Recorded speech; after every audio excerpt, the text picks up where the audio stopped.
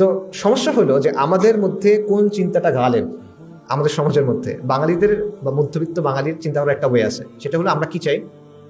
সরকারি চাকরি দরকার, আমার আমার শান্তি দরকার, স্টেবিলিটি দরকার, বিদেশে যাব, সেটেলড হব, ভালো income, kids, family, social mobility, right, higher standard of living, এই জিনিসটা।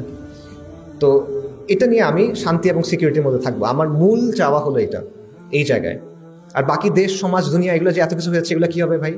যে ভাই সবই আসলে বুঝছি, বাকি এটা আসলে কি করা যায়, দেখো তোমরা যেটা ভালো মনে করে করো, এরকম একটা অবস্থা। সো এটা হলো টিপিক্যাল বাঙালি চিন্তার জায়গাটা।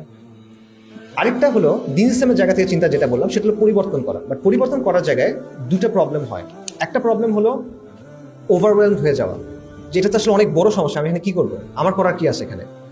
এটা একটা ভ্যালিড কথা আসলে, বাট এটার রেজাল্টটা হয় যে আমি আসলে কিছু করবো না, তার মানে যেরকম আছে ওরকমই আছে, এটা একটা।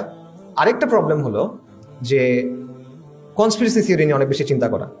আমার কাছে মনে হয় একটা বড় সমস্যা, যে অনেক কনস্পিরেসি থিওরি নিয়ে আমি চিন্তা করছি, মনে করেন ফ্রিমেসন, ইলুমিনাতি, তারপর মনে করেন রথশাইল্ডস, বা ইভেন ভ্যানগার্ড, ব্ল্যাক রক, এদের কথা বললাম, এদেরটাও, যে আলটিমেটলি এরাই তো সব কিছু নিয়ন্ত্রণ করতেছে, এটা দাজ্জালি একটা বিশ্ব ব্যবস্থা, যেখানে আসলে আমার তো তেমন কিছু করার নাই, রাইট। তো এইখানে ভারসাম্যের একটা দরকার আছে। দুনিয়াতে আসলেই কিছু ষড়যন্ত্র আছে, ব্যাপারটা এমন না যে ষড়যন্ত্র একেবারে নাই, এটা একেবারে উড়ে দেওয়ার মতো কিছু না, বাস্তবতা আছে, এগুলা ঐতিহাসিকভাবে ডকুমেন্টেড, জাস্ট মানে ফ্রিঞ্জ কোনো কথা না, আপনি একাডেমিক বইয়েও এগুলা প্রমাণিত, এটা আছে। কিন্তু এটাও সমস্যা, যদি আপনি চিন্তা করেন যে সবই দাজ্জালের চাল, সবই ইলুমিনাটির চাল, তাহলে আমরা আসলে কিছু করার নাই, কিছু করতে গেলেই মনে করেন আমি ওর চালের ভিতর ঢুকে পড়ছি, এইটা।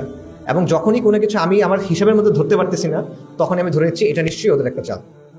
ব্যাপারগুলো আসলে এরকম না, ঠিক আছে।